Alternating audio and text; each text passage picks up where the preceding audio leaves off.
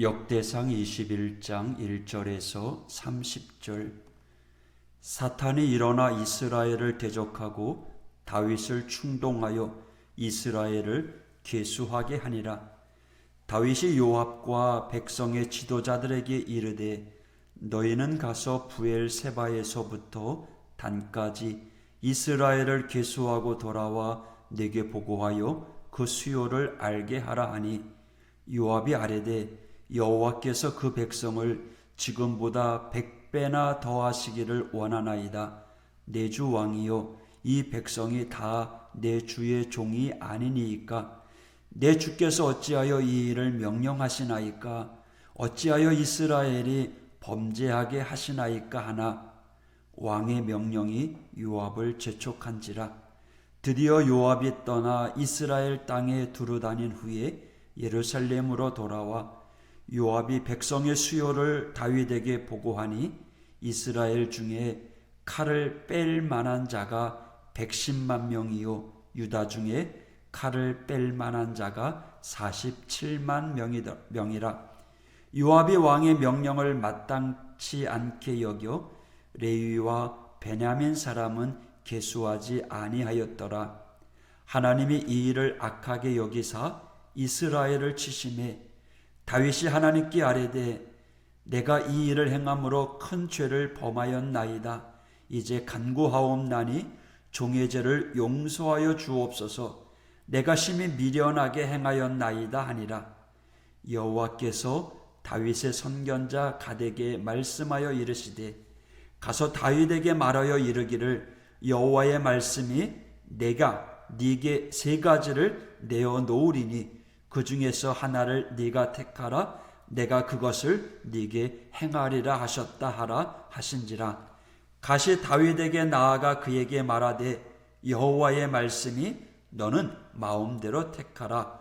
혹 3년 기근이든지 혹 네가 10달을 적군에게 패하여 적군의 칼에 쫓길 일이든지 혹 여호와의 칼 곧 전염병이 사흘 동안 이 땅에 유행하며 여호와의 천사가 이스라엘 온 지경을 멸할 일이든지라고 하셨나니, 내가 무슨 말로 나를 보내신 이에게 대답할지를 결정하소서 하니, 다윗이 갓에게 이르되 내가 공경에 빠졌도다. 여호와께서는 긍휼이 심히 크시니 내가 그의 손에 빠지고 사람의 손에 빠지지 아니하기를 원하나이다 하는지라. 이에 여호와께서 이스라엘 백성에게 전염병을 내리심에 이스라엘 백성 중에서 죽은 자가 7만 명이더라. 하나님이 예루살렘을 멸하러 천사를 보내셨더니 천사가 멸하러 할 때에 여호와께서 보시고 이 재앙 내림을 뉘우치사 멸하는 천사에게 이르시되 족하다. 이제는 네 손을 거두라 하시니, 그때 여호와의 천사가 여부스 사람 오르난의 타작 마당 곁에 선지라. 다윗이 눈을 들어 보매 여호와의 천사가 천지 사이에 섰고 칼을 빼어 손에 들고 예루살렘 하늘을 향하여 편지라. 다윗이 장로들과 더불어 굵은 배를 입고 얼굴을 땅에 대고 엎드려 하나님께 아뢰되 명령하여 백성을 계수하게 한 자가 내가 아니니이까? 범죄하고 악을 행한 자는 곧 나이니이다. 이 양떼는 무엇을 행하였나이까? 청하건대 나의 하나님 주 여호와여, 주의 손으로 나와 내 아버지의 집을 치시고 주의 백성에게 재앙을 내리지 마옵소서 하니라. 여호와의 천사가 갓에게 명령하여 다윗에게 이르시기를 다윗은 올라가서 여부스 사람 오르난의 타작마당에서 여호와를 위하여 제단을 쌓으라 하신지라. 이에 갓이 여호와의 이름으로 이른 말씀대로 다윗이 올라가니라. 그때 오르난이 밀을 타작하다가 돌이켜 천사를 보고 오르난이 4명의 아들과 함께 숨었더니 다윗이 오르난에게 나아가매 오르난이 내다보다가 다윗을 보고 타작마당에서 나와 얼굴을 땅에 대고 다윗에게 절하매 다윗이 오르난에게 이르되 이 타작하는 곳을 내게 넘기라. 너는 상당한 값으로 내게 넘기라. 내가 여호와를 위하여 여기 한 제단을 쌓으리니 그리하면 전염병이 백성 중에서 그치리라 하니 오르나니 다윗에게 말하되 왕은 취하소서. 내 주 왕께서 좋게 여기시는 대로 행하소서. 보소서, 내가 이것들을 드리나이다. 소들은 번제물로, 곡식 떠는 기계는 화목으로, 밀은 소제물로 삼으시기 위하여 다 드리나이다 하는지라. 다윗 왕이 오르난에게 이르되 그렇지 아니하다. 내가 반드시 상당한 값으로 사리라. 내가 여호와께 드리려고 네 물건을 빼앗지 아니하겠고 값 없이는 번제를 드리지도 아니하리라 하니라.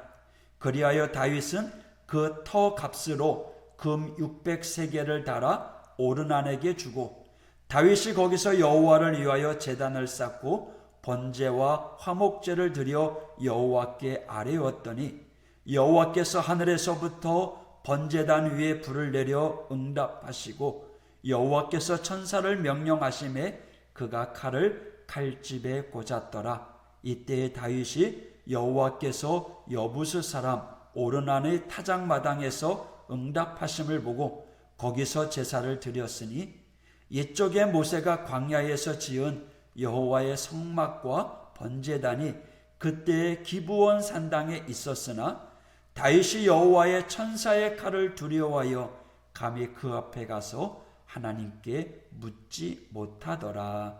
아멘. 다윗, 모든 전쟁에서 승승장구하던 그 다윗이 갑작스럽게 위기를 맞이합니다.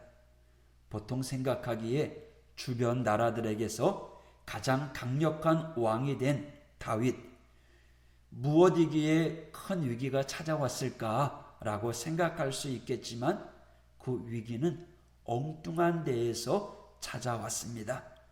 누구보다도 자신의 조력자요 자신의 후원자인 여호와 하나님으로부터 인한 위기였습니다.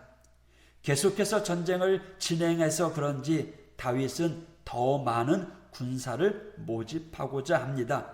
군사를 모집하려면 각 지파별로 싸울 수 있는 남성의 숫자를 파악해야 됩니다. 그래서 군사 징집을 위해 인구 조사를 다윗이 명령합니다. 이때 요압은 이를 만류합니다. 3절, 내 주께서 어찌하여 이 일을 명령하시나이까? 어찌하여 이스라엘이 범죄하게 하시나이까? 라고 말합니다. 신앙이 좋다고 말하기 힘든 요압조차도 인구조사는 여호와 보시기에 악하다라고 말합니다.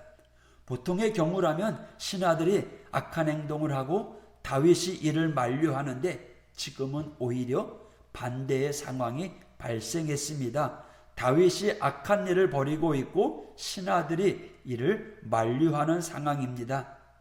20장을 기점으로 점점 변해오던 다윗, 21장에 드디어 악한 모습을 적나라하게 드러납니다. 사실 이스라엘에게 있어서 전쟁은 공격보다 방어에 집중합니다.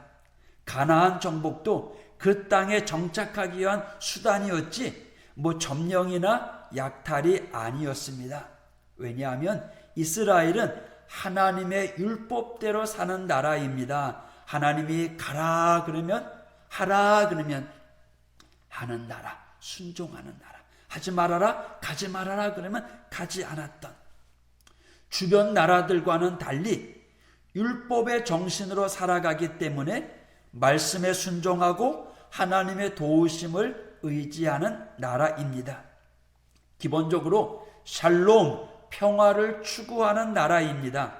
하지만 주변 나라가 정치적인 목적 때문에 이스라엘을 공격할 수밖에 없었고요. 그 공격과 침략에 대응하기 위해서 어쩔 수 없이 행한 전쟁이 이스라엘의 전쟁입니다. 하지만 다윗의 전쟁은 나라를 지키기 위한 전쟁이 아니라 영토 확장을 위해서 더 많은 땅을 점령하기 위한 전쟁입니다. 그래서 인구조사도 그런 의미에서 한 것이죠. 그리고 이것은 여호와 보시기에 악한 일이라는 거죠. 그래서 다윗은 하나님으로부터 책망받습니다. 형벌을 받습니다. 하나님은 기근과 침략과 역병 중에서 선택하라고 합니다. 다윗은 3일의 역병을 선택합니다. 그리고 그 역병으로 인해서 이스라엘 백성 7만 명이 죽습니다.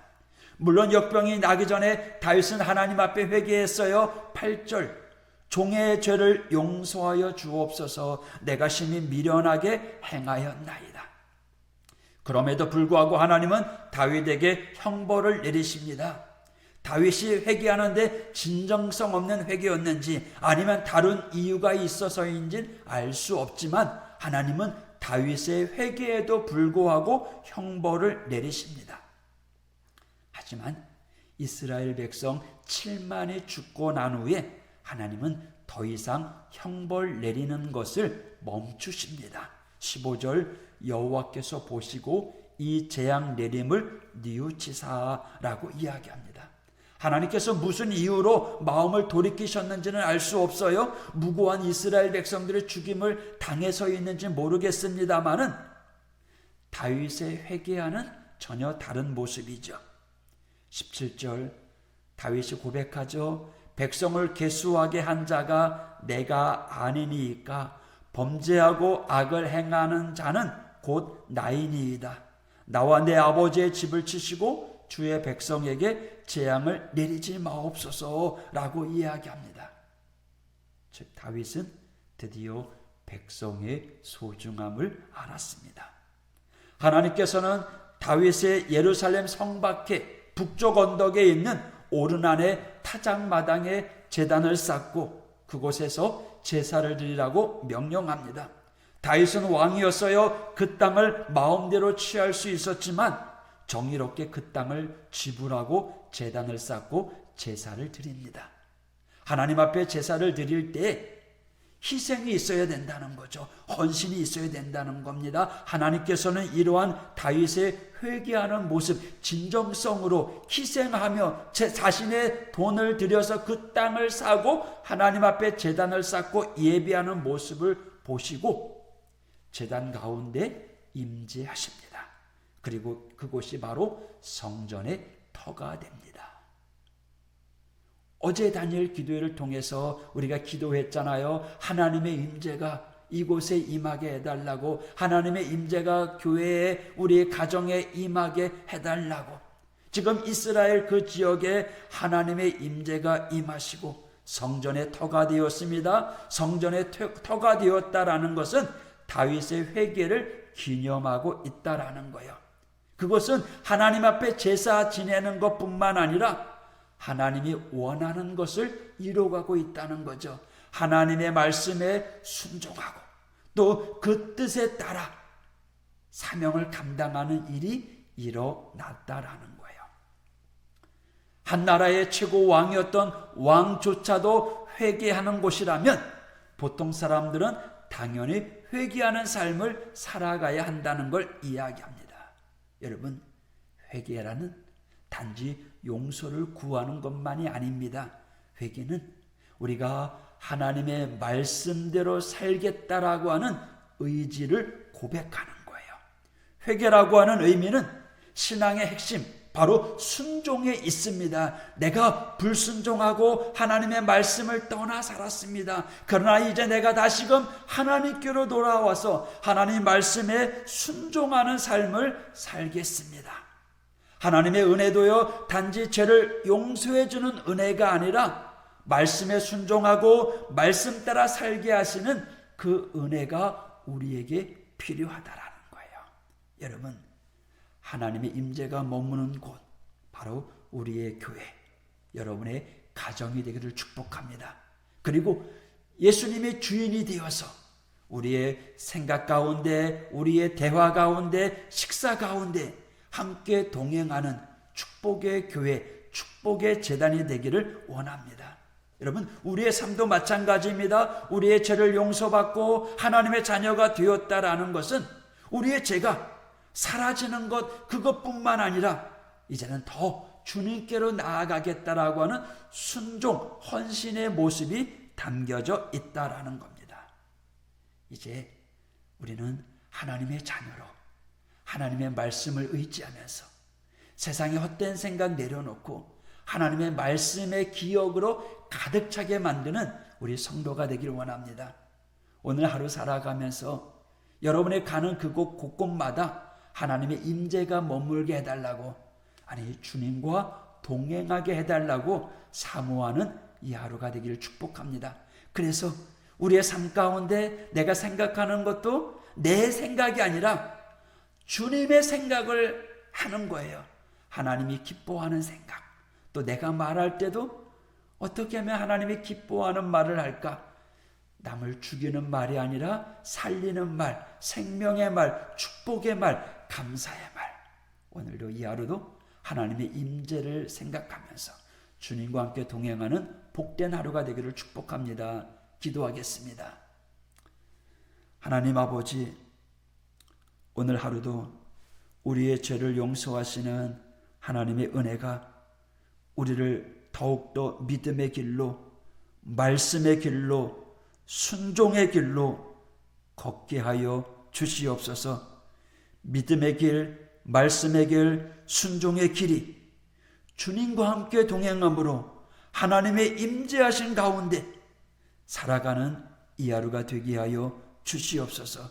우리의 중심에 하나님 중심으로, 교회 중심으로, 예배 중심으로 살아가는 우리 하우재단 모든 성도들 될 수 있도록 하나님 은혜를 베풀어 주시옵소서. 이 하루도 주 안에서 승리케 하여 주시옵소서. 예수님 이름으로 간구하며 기도했습니다. 아멘.